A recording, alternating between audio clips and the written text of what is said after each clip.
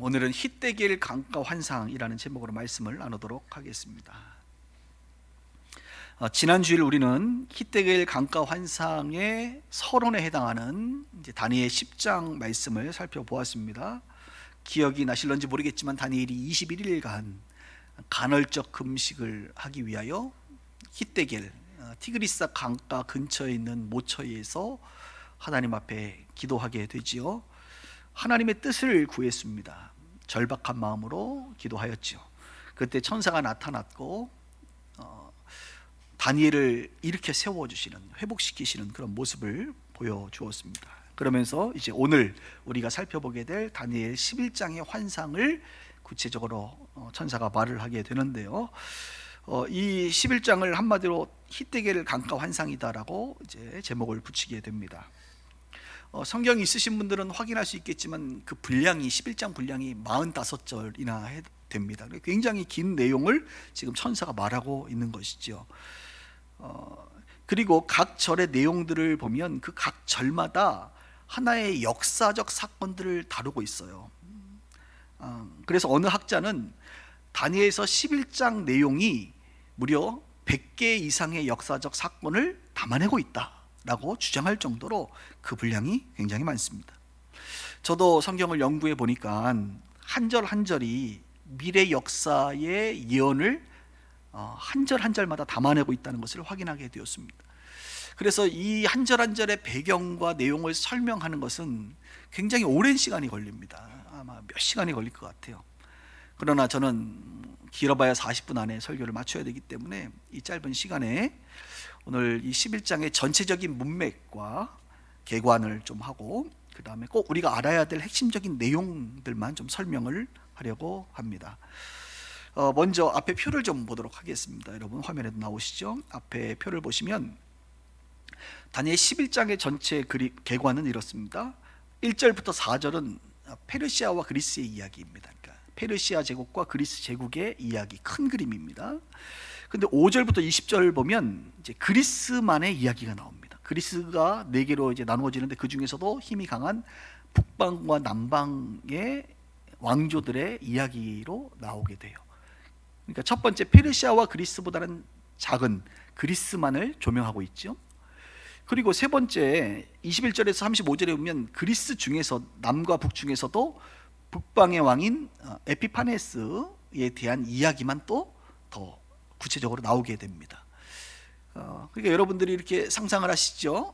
큰 그림에서 점점 이렇게 작아지는구나, 더 구체화되는구나 이렇게 볼 수가 있겠습니다. 그리고 마지막 36절에서 45절은 마지막 때에 대한 이야기로 이제 천사가 다니엘에게 환상을 보여주게 됩니다. 그래서 우리는 이 네 부분을 중요한 부분들을 하나씩 이제 살펴보기를 원합니다. 오늘 온라인 예배 드리는데 여러분 집중하기도 어려울 텐데 오늘 굉장히 성경 공부식 어떻게 보면 지루한 시간이 될 것 같기도 합니다. 그러나 여러분 공부한다는 마음으로 평생에 한 번밖에 들어보지 못할 설교라 생각하시고 한번 들어봐 주시면 좋을 것 같아요. 먼저 1절에서 4절에 등장하는 페르시아와 그리스에 대한 이야기입니다. 이 내용은 우리가 읽은 오늘 본문의 내용입니다. 그래서 여러분들은 성경을 펴보시면 되겠습니다. 성경을 피시면 1절에 이렇게 말하죠. 내가 또 메대 사람 다리오 원년에 일어나 그를 도와서 그를 강하게 한 일이 있었느니라. 여기서 말한 나는 누구죠? 내가가 바로 지난주에 다니엘에게 나타난 천사를 말하는 겁니다. 천사가 또 메대 사람 다리오 원년, 그러니까 고레스 원년을 말하는 겁니다. 고레스 원년 586년이에요. 그러니까 천사가 고레스 원년에 일어나 누구를 도와요? 그를 도왔다. 고레스를 도왔다는 거예요. 그래서 그를 강하게 한 일이 있었느니라. 고레스가 여러분 메대와 바사 중에 메대를 점령하면서 메대를 접수하게 편입하게 돼요. 그래서 결국은 페르시아라고 하는 그 실제적인 첫 번째 왕이 되는데요.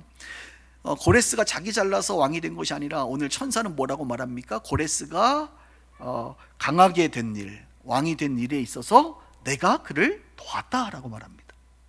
천사가 고레스를 도왔죠. 그래서 고레스를 통하여 이스라엘의 귀환의 역사를 하시기 위하여 도운 걸로 우리는 알고 있습니다.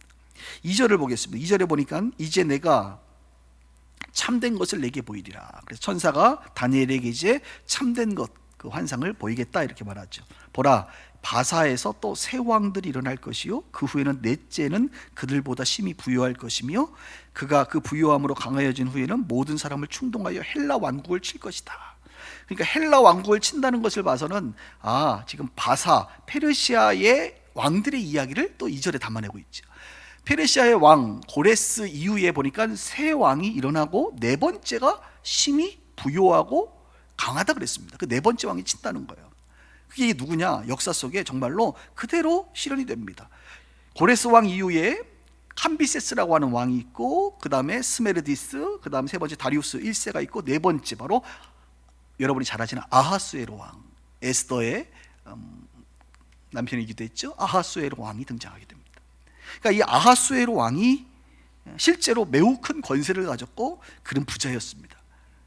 그런 역사 속에 100만 대군을 이끌어서, 우리나라만 해도 60만 대군밖에 안 되는데 100만 대군을 이끌어 헬라 그리스를 점령하기 위하여 침략한 경험을 가지고 있습니다. 물론 성공하지 못했어요. 그러니까 2절의 내용은 페르시아 왕들의 이야기이고, 그 다음에 아하수에로 왕이 이렇게 할 것이다라고 하나님께서 미리 다니엘에게 예언을 했고, 그 예언은 그대로 성취되어집니다. 3절을 보겠습니다. 장차 한 능력 있는 왕이 일어나서 큰 권세로 다스리며 자기 마음대로 한다. 이 3절은 장차 큰 능력 있는 왕은 누구냐면 바로 우리가 잘 아는 알렉산더 대왕입니다. 바로 그리스 헬라의 대왕이 이제 페르시아를 점령하게 되는 것이죠. 큰 권세로 다스리게 되고 자기 마음대로 합니다. 예전에도 설명을 한번 했습니다만 페르시아를 점령한 헬라 제국의 주인공인 이 알렉산더는 20살의 왕이 됐습니다. 그리고 3년 만에 헬라를 점령하게 되고요, 10년 안에 인도까지 점령했다고 이미 말씀을 드렸죠. 그리고 그는 33살 때에 열병, 정확히 말하면 말라리아에 걸려 그는 사망하게 됩니다. 그런데 이제 그가 죽을 때 장군들이 모여서 이렇게 얘기를 한 거예요. 왕이여, 후견인, 후임자를 정해 주셔야 될 텐데 누가 왕의 뒤를 이어 왕의 역할을 감당해야 되겠습니까? 라고 얘기했을 때 알렉산더가 장군들에게 이렇게 말했습니다. 가장 힘이 센 자가 내 뒤를 이을 것이다. 물론 그는 당연히 가족들을 생각했어요. 그의 이복 형제가 있었습니다. 형이 있었습니다. 근데 그는 정신지체를 갖고 있었어요. 그리고 그가 죽자마자 태어난 자기 아들도 있었어요. 알렉산더는 자기의 가족들 중에, 후손들 중에 힘센 자가 왕이 될 것이라고 생각을 했으나 장군들은 그 말을 듣고 그때부터 싸우기 시작합니다. 왜? 힘센 자가 왕이 돼야 되니까 자기들끼리 싸우게 되고, 결국은 알렉산더의 아들, 이복형, 그리고 알렉산더의 아내를 다 살해하게 됩니다, 장군들이. 그래서 결국은 알렉산더의 후손들은 왕이 되지 못하고 우리가 아는 것처럼 4개의 나라로 땅을 점령하는 4장군이 나눠 갖게 되는 일들이 벌어지게 됐죠. 이것은 이미 내짐승 환상에서 표범의 머리가 4개라는 장면이 나오죠. 그것이 바로 그리스 헬라죠. 그리고 순념소 환상에서도 4개의 뿔이 있었다 이렇게 말했지 않습니까? 다 그리스가 4개로 나누어지는 것을 이미 말씀을 드렸습니다. 그리고 오늘도 역시 그 내용을 말하고 있습니다. 특별히 우리가 주목할 것은 힘센 두 장군이 있었는데 북쪽과 남쪽이 있었습니다. 북쪽은 이제 시리아를 점령하고 있던 셀리우쿠스라고 그랬고, 남쪽은 이집트, 그 다음에 팔레스타인을 점령하고 있던 플로토미 장군이 있었습니다. 11장에 보면 북방왕, 남방왕이라고 말할 때는 바로 이 두 왕을 말하는 거예요. 그 왕조를 말하는 겁니다. 북쪽에는 셀리우쿠스, 남쪽에는 프톨레미쿠스가 있는 거죠. 다시 한번 4절을 보겠습니다. 그러나 그가 그가 강성할 때에, 알렉산더가 강성할 때에 그의 나라가 갈라져 천하 사방에 나뉠 것이다. 그의 직계 자손에게로 돌아가지 아니할 것이요, 또 자기가 주장하던 권세대로 되지 아니하리니 이는 나라가 뽑혀서 그 외에 다른 사람들에게로 돌아갈 것이다. 여러분, 이게 지금 역사가 일어나고 나서 나중에 쓰여진 게 아니라 이미 역사의 꽤 오랜 시간 전에 다니엘에게 보여준 환상이 그대로 역사 속에서 성취되는 것을 보게 됩니다. 여러분, 지금 우리가 1절부터 4절까지만 봤는데도 한 절 한 절 가운데 역사적 사건들이 적어도 한두 개씩 담아져 있다는 것을 우리가 확인할 수 있는 것이죠.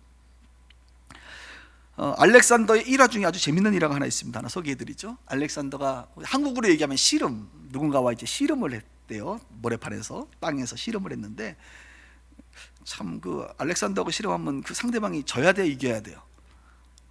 알아서 져줘야 될 거 아니야. 그런데 정말 제대로 붙었는지 이겨버렸네. 그래서 알렉산더가 땅에 쓰러지게 됩니다. 그리고 나서 알렉산더가 그 일화 중에 쓰러지고 나서 그 땅에서 통곡을 하면서 펑펑 울었다고 말합니다. 누운 채로. 그래서 이제 주변의 장군들이 다 놀란 거예요. 너무 무서운 거예요. 도대체 왜 그러신가? 그리고 그 상대 선수는 얼마나 당황스럽겠어요. 근데 이제 부하들이 두려워하면서 왜 그러시냐고 물었더니 알렉산더가 이렇게 말했답니다. 내가 죽으면 딱 지금 내가 누운 만큼의 땅만 필요하지 않겠는가? 그런데 나는 왜 그렇게도 많은 땅을 정복했을까? 이렇게 얘기했답니다. 누워보니까 자기가 필요한 땅은 한 평, 두 평이잖아요, 그렇죠? 그런데 나는 무엇을 위해서 이렇게 땅을 정복하고 있나, 이런 이야기를 했다는 거예요. 이것에서 인생의 허무함과, 그렇죠? 정복, 성취의 허탈함을 느끼게 됩니다. 우리도 종종 살아가면서 무엇을 위해서 내가 이렇게 애쓰고 성취하고 있는가, 성취 허탈함과 인생의 허무함을 종종 느낄 때가 있죠.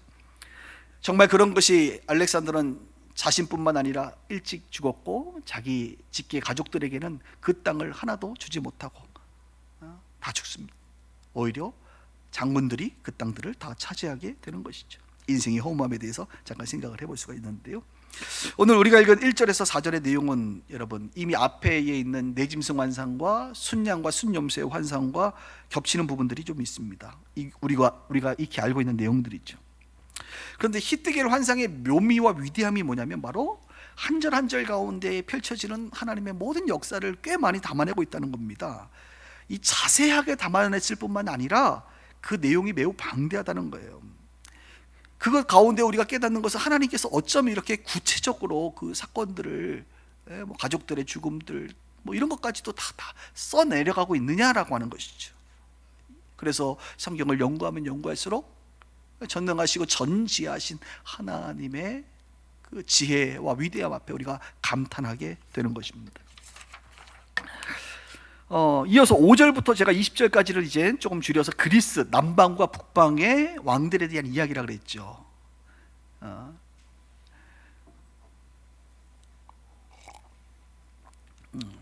한번 앞에 화면을 보시면, 또 여러분 영상에 보시면 아래쪽에 5절과 6절만 봤어요. 제가 5절부터 20절까지 다 보려면 시간이 오래 걸리니까 2절만 먼저 좀 보겠습니다. 5절의 내용은 어떻게 되어 있습니까? 이렇습니다. 남방의 왕들은 강할 것이나 그 군주들 중 하나는 그보다 강하여 권세를 떨치리니 그의 권세가 심히 클 것이다. 이건 또 무슨 얘기인가? 그리스가 4개의 국가로 이제 왕조가 형성이 되고 나서 남쪽과 북쪽으로 나눠졌다고 하지 않았습니까? 큰 왕조가 있습니다. 남방의 왕은 플레토미 장군이죠. 플레토미 왕이 되었습니다. 그러니까 여기서 말하는 남방의 왕은 플레토미를 말하는 거예요. 1세를 말하는 거예요. 그는 매우 강할 것이다. 맞죠?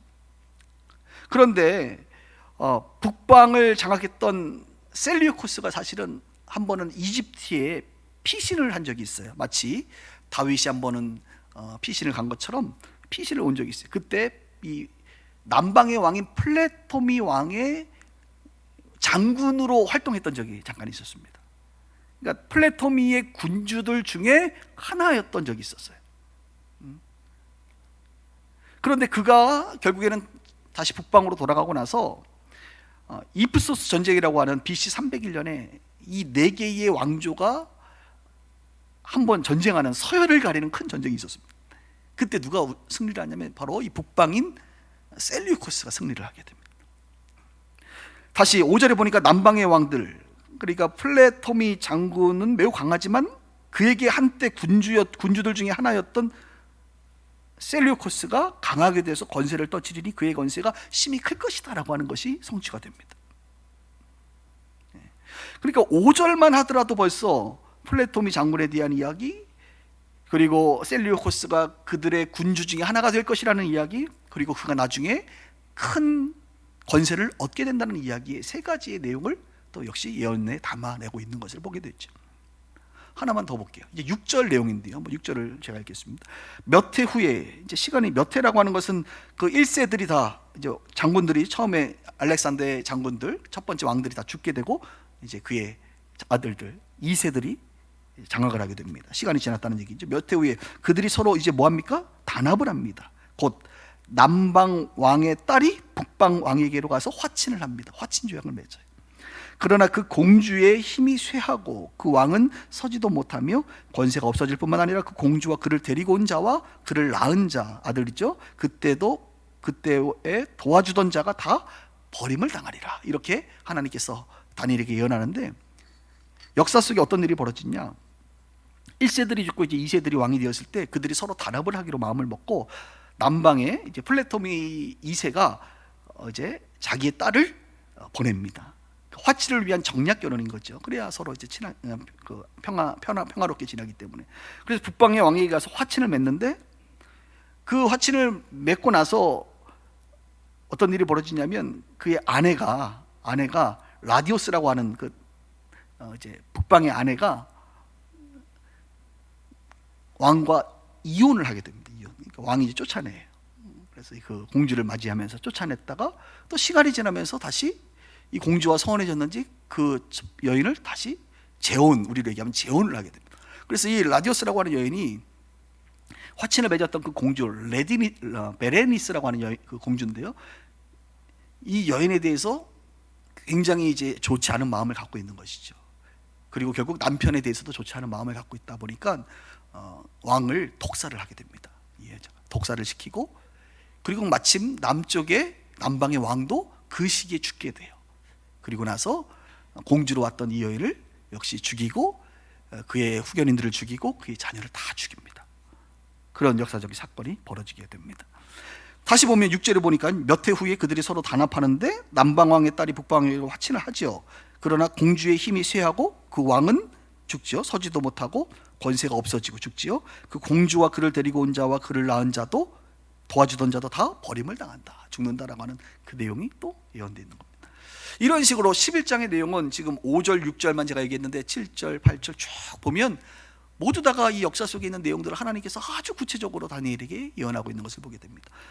지금 이제 7절부터 하면 여러분들이 이제 화를 낼 것 같아서 제가 7절부터는 간단하게 표로 정리해 드리도록 하겠습니다. 한번 보실까요? 표를 만드는데 힘들었어요, 여러분. 그래서 남방 왕의 이제 뭐 크기가 좀 큰 것은 연도에 따라서 좀 길게 하신 분들은 제가 두껍게 했고, 짧게 하신 분들은 얇게 했는데 이렇게 연도에 맞춰서 이렇게 표를 정리를 했습니다. 그래서 남방 왕이 프톨레미 1세부터 5세까지, 북방 왕이 셀리쿠스, 안티오쿠스들 이렇게 4세까지, 마지막에 있는 안티오쿠스 4세가 그 유명한 에피파네스가 되는 거예요. 그리고 성경의 내용 11장 5절의 말씀을 아까 제가 설명했고, 6절의 말씀 설명했고, 7절부터 9절이 이 플레토미 3세와 셀리우코스 3세의 이야기고, 11장 10절, 11장 12절, 뭐 13절, 19절, 20절 이런 내용들이 다 요때 왕들에 대해서 또 그때 일어난 일들에 대해서 성경이 다 예언하고 있는 것들을 지금 여러분들에게 이런 내용이 있다라는 것을 말씀드리는 바입니다. 자, 이렇게 해서 첫 번째 제가 페르시아와 그리스에 대한 이야기, 그리고 두 번째는 5절부터 20절까지는 그리스의 남과 북방 왕들에 대한 이야기를 얘기했다 그랬죠. 세 번째는 뭘 얘기했죠? 그 중에서도 마지막 에피파네스 안티오쿠스 4세에 대한 이야기가 또 이 성경에 있다고 했습니다. 그것은 이제 21절에서 35절입니다. 21절부터 35절에 보면 한번 역시 제가 성경 말씀을 좀 뽑아서 넣었는데요, 저를 좀 보세요. 이 에피파네스는 우리가 예전에 배웠죠. 자기를 향해서 신의 현년이다, 그래서 자기 신이 나타났다라고 자기를 신격화시켰다고 말했습니다. 순염소의 환상 4개의 뿔이 있고 그 뿔 중에 하나의 뿔에서 작은 뿔이 나서, 그죠, 하나님을 대적한다 그랬죠. 그 뿔이 바로 에피파네스를 말한다 그랬고, 우리는 이미 그 하나님을 대적하며 매일 드리는 제사를 없애고 성소를 헐고 더럽혔다라고 이 작은 뿔의 이야기를 이미 우리는 다른 환상을 통해서 배웠지요.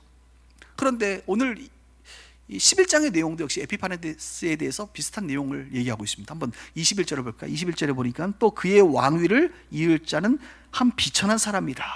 그가 평안할 때를 타서 속임수로 그 나라를 얻었다. 이건 또 무슨 말이냐면 에피파네스가 사실은 조카를 독살하고 왕위에 오르는 속임수를 써서 나라를 차지했다는 이야기예요. 31절, 그의 군대는 그의 편에 서서 성소 곧 견고한 곳을 더럽히며 매일 드리는 제사를 폐하며 멸망하는 가증한 것을 세울 것이다, 이렇게 말하고 있는데, 그가 역시 군대를 동원해서 예루살렘을 정복하고 그 견고하고 거룩한 성소를 더럽히게 되죠. 매일 드리는 제사를 없애고 멸망에 가증한 것을 세웠다고 말했습니다.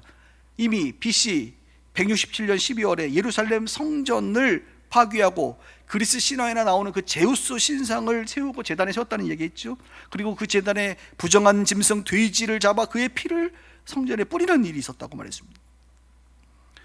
여호와의 종교의 예식과 풍속을 행하지 못하도록 법으로 금했고, 할례와 금식과 안식일과 절기와 성경을 불태웠고, 자신과 그리스 신들에게 충성할 것을 강요했고, 성경은 찢겨 불태웠고, 여호와께 매일 드리는 제사를 멈추게 한 인물이 바로 에피파네스고, 역시 11장에서도 그에 대한 이야기를 하고 있는 것이죠. 이제 세 번째 단락까지 제가 설명했고 마지막을 얘기하겠습니다. 마지막 36절에서 45절까지는 한마디로 마지막 때에 대한 이야기입니다. 마지막 때, 종말의 때에 일어날 적그리스도에 대한 이야기라고 말할 수가 있습니다. 역시 성경의 36절부터 제가 중요한 부분들을 뽑았는데 한번 읽어보겠습니다. 36절에 보니까 비상한 말로 신들의 신을 대적한다. 한마디로 하나님을 대적한다는 거예요. 37절에 그가 모든 것보다 스스로 크다 한다. 크다, 교만한 우상에 불과하다는 것이죠. 우상이라 이거죠.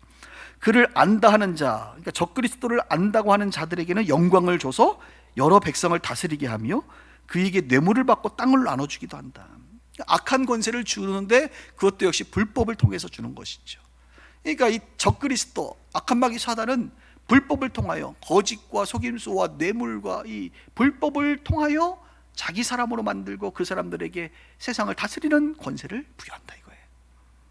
마지막 45절에 보니까 아주 재밌는 표현입니다. 그의 종말이 이르니 도와줄 자가 없으리라. 그에게는 종말이 있습니다. 그런데 도와줄 자가 있어요? 없어요? 없어요. 마지막 그 적그리스도의 사단 마귀의 심판은 도와줄 자가 없는 하나님의 온전한 심판이 일어나게 됩니다. 이렇게 45절까지가 성경의 11장의 이야기입니다. 이렇게 해서 제가 4개의 단락으로 이 내용들을 설명을 했는데, 이제 메시지를 하고 이제 마쳐야 되는데, 오늘 이 예언 환상을 보면서 여러분 뭘 느끼십니까? 뭘 느끼세요? 하나님은 미리 아신다 이거죠. 오늘 이 예언은 역사가 펼쳐지기 전에 일어난 이야기들입니다. 그러니까 바벨론의 포로로 있을 때, 그러니까 바벨론 다음이 페르시아고 페르시 다음이 그리스고 그리스 다음이 로마고 그리고 마지막 때인데, 다니엘은 지금 바벨론에 머물러 있고 이제 막 고레스가 페르시아가 점령하고 고레스 원년 그리고 3년차, 지금 3년차가 됐던 해거든요. 그런데 성경을 보니까 다니엘이 있는 시간부터 그 이후에 일어날 페르시아의 이야기, 그리스의 이야기, 그리고 마지막 때의 이야기를 아주 구체적으로 말해주고 있다. 누가? 하나님께서 그에게 말해주고 있다. 하나님은 그러니까 인류 역사의 모든 것을 미리 아시는 분이시다 이거예요. 인류 역사만 미리 아시는 것이 아니라 하나님은 저와 여러분들의 개인의 역사도 미리 아실까요? 모르실까요? 아세요. 여러분들이 올 한 해 이런 삶을 살 것을 아셨을까요? 아셔요. 내년에 일어날 일들을 하나님은 아실까요? 아셔요. 여러분들이 앞으로 남은 생에 어떻게 사실 줄을 하나님은 아실까요? 아세요. 여러분들이 예수를 믿을 것을 알았을까요? 창조전부터 아셨어요. 다른 말로 하나님은 전능하시기도 하지만 전지하신 분이시다. 미리 아세요, 그분은 다. 그래서 우리가 예정되었습니다. 미리 아심을 따라 우리가 예정되었다고요. 여러분들이 예수 믿을 줄 알고, 여러분들이 구원받을 줄 알고, 여러분들이 하나님께로 돌아오고 회개할 줄 알고, 하나님께서 여러분들을 미리 아심으로 말미암아 예정하셨어요. 아담이 타락할 것을 알았을까요? 아셨죠. 그러나 하나님은 내버려뒀습니다. 인간을 로봇으로, 하나님은 리모컨으로 조작하지 않습니다. 에피파네스가 이런 악행을 행할지 하나님은 아시죠. 그러나 그것은 하나님께서 의도하시거나 하나님께서 조작하신 게 아니에요. 하나님은 다 아실 뿐이에요. 인간에게는 자유의지가 있습니다. 여러분들이 지금 예배를 드리면서 예배를 집중하든 아니면 TV를 끌지 말지를 여러분들이 선택할 수 있어요. 하나님은 아실 거예요. 미리 안 끄실 것을 압니다. 하나님, 그죠? 우리에게는 자유의지를 하나님 주셨어요. 선을 행할 수도 있고 악을 행할 수도 있고 회개할 수도 있고 죄 가운데 거할 수도 있고 아세요. 미리 아시는 하나님이라는 거예요. 어떤 경우는 하나님께서 강권적으로 미리 아심을 따라 작정하시는 경우도 있습니다. 사도 바울처럼 예수 믿도록 하나님이 아주 강력하게 개입하셔서 작정하셔서 하나님의 일을 이루실 수도 있어요. 그러나 작정하지 아니하시고 내버려 두실 수도 있습니다. 미리 아시지만 그것은 하나님의 영역입니다. 중요한 것은 우리가 믿는 하나님은 모든 것을 미리 아신다. 코로나가 오는 것을 하나님은 아세요. 우리는 몰라도. 내년의 상황을 하나님은 아신단 말이다. 그렇다고 한다면 오늘 본문을 통해서 우리가 하나 배워야 되는 것은, 우리도 다니엘처럼 미리 아시는 그 하나님으로부터 그 미리 아심에 대한 그 예언적인 것들을 다운로드 받을 수 있다. 미리 좀 우리도 알 수 있다면 다니엘처럼 얼마나 좋을까. 물론 우리가 인생을 살아가면서 하나님은 종종 우리 가운데 알려주십니다. 사인을 주세요.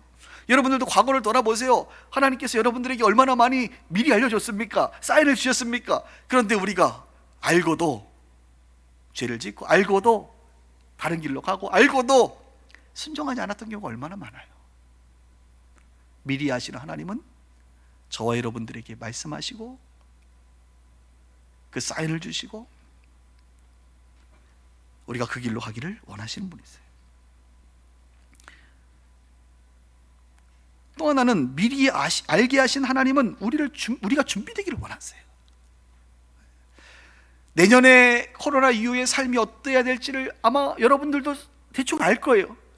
근데 하나님께서 조금 더 구체적으로 여러분들 가운데 계시해 주신다고 한다면 여러분의 인생의 미래에 대해서, 여러분의 인생의 방향에 대해서 주님이 말씀하셨다고 한다면 그것은 곧 우리로 하여금 준비되라고 말씀하시는 줄 저는 압니다. 준비하라고. 마지막 때에 대해서 그렇게 다니엘을 통하여 몇 번에 걸쳐서 말씀하고 있다면 마지막 때를 준비하라고 주신 메시지라 이거죠. 헬라의 이야기, 로마의 이야기, 이런 핍박의 이야기를 주신 것은 그때 당황하지 말고 그때 기꺼이 그 핍박 가운데 너희들이 승리할 수 있고 그때에 견딜 수 있고 그런 일들이 있을 것이라고 하는 것을 미리 알므로 말미암아 요동하지 말라고 알게 하시는 건 아니겠습니까? 저는 여러분들에게 하나님께서 계시의 영을 부어주시길 원합니다. 우리가 내년에는 어떻게 살아야 될지 하나님께서 여러분들에게 알려주시고 그것으로 말미암아 여러분들이 지금 준비하시길 바랍니다. 마지막 핍박의 때를 주님께서 우리 가운데 알려주십니다. 다니엘을 통하여, 마태복음을 통하여, 서신서를 통하여, 요한계시록을 통하여 끊임없이 주님은 말씀하세요. 또한 모형적인 인물들을 통하여 경험하게 하신단 말이에요. 그것을 통하여 우리가 준비되기를 원하시는 하나님. 또 마지막으로 할 것은 우리가 미리 아는 것 중에 하나는 무엇입니까? 우리는 승리한다. 할렐루야. 마지막에 승리한다. 저 그리스도는 승리하는 것 같지만 이 세상의 악인들은 마지막에 망하잖아요. 도와줄 자가 없잖아요. 오늘 본문에 보니까. 그러나 우리는 도와줄 자가 있습니다. 우리 주 예수 그리스도께서, 성령께서 우리 가운데 탄식하시며 우리를 돕기를 원하시고 실제로 도와주세요. 그리고 마지막 순간에 우리를 승리하게 될 것입니다. 그 믿음이 우리 가운데 있어야 되는 거예요. 다니엘서는 끊임없이 우리 가운데 그 믿음을 가지라라고 말합니다. 범접할 수 없는 다니엘이라고 하는 그 인물을 통하여, 정말 다니엘 하면 믿음의 사람 아닙니까? 어떤 환난과 역경과 환경 속에서도 믿음을 잃지 않고 하나님의 진리 안에서 살아가는 자 아닙니까? 그것을 보면서 우리도 그것을 그렇게 살아라. 미래에 대한 이야기들을 보면서 너희들도 그렇게 믿음을 가져라 라고 우리 가운데 말하고 있죠. 사랑하는 성도 여러분, 하나님은 미리 아세요. 오늘 다니엘 11장은 우리 가운데 그것을 너무나도 정확하게 확증시켜 줍니다. 한번 연구해봐라. 하나님이 말씀하신 일이 이루어지지 않은 게 있나? 미리 아시는 그 하나님, 우리 인생에 미리 알게 하신다. 사인을 주시고 준비시켜 주시고 마지막에 승리할 것을 우리에게 말씀하고 있습니다. 저는 올 한 해 이제 해외 선교도 못 나가고 또 여러 가지 계획된 것들이 진행되지 않았잖아요. 많은 목사님들과 또 교회들이 이렇게 뭐라 그럴까요? 힘이 빠져 있다고 말할 수 있죠. 절망 가운데, 낙심 가운데 있는 분들이 굉장히 많습니다. 근데 제가 보니까 교회만 그런 것이 아니라 이 코로나를 통해서 하여간 회사나 직장에서도 보니까 정리해고를 아싸 이번 기회에 명분도 확신하잖아요. 그죠? 우리 힘들어 이러면 뭐 그냥 힘들지 않은 거지 뭐라 그래요. 그래서 정리해고도 막 하는 것 같아 보니까. 그러면서 절망하고 낙심하고 낙담하는 사람들을 많이 보게 됩니다. 그런데 저는요, 기도하면서 내년에 더 소망이 생기는 거예요. 그래, 시대가 바뀌고 세상이 바뀌는 것을 인정하고 그 미래를 우리가 미리 알고 그것을 준비를 지금 하고 있거든요, 많이. 그러니까 더 기대가 되는 거예요. 오히려 그것이 기회가 되고, 오히려 그것이 차별화가 되고, 오히려 이것이 유익이 될 수 있는 방향으로 막 기대가 되고 소망이 되는 거예요. 누군가는 절망하고 이제 포기하고 끝났다라고 얘기할 수 있지만 저는 그렇지 않습니다. 내년에 목회는 더 기대가 돼요. 코로나가 종식되지 않아서 해외에 한 번도 못 나갈 수 있어요. 그러나 그거와 상관없이 또 다른 모습으로 하나님의 일들에 대한 소망과 기대가 생기기 시작합니다. 하나님께서 알게 하신다는 것은 우리로 하여금 준비하며 또 다른 하나님이 주시는 소망을 바라보고 꿈꾸라고 말하는 줄 저는 압니다. 사랑하는 여러분, 하나님께서 성경을 통하여 또 기도를 통하여 우리 가운데 여러 가지 모양으로 알게 하십니다. 알게 하시는 하나님, 왜 나로 하여금 이것을 알게 하실까?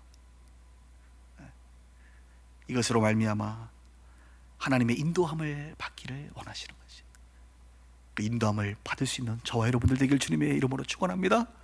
피할 길을 예비하시고 어떠한 상황에서도 승리하게 하시고 어떠한 상황에서도 믿음으로 이길 수 있다는 것을 성경은 우리 가운데 계속 가르쳐주고 있잖아요. 그런 한 해가 또 내년이 될 수 있기를 다시 한번 주님의 이름으로 축원합니다.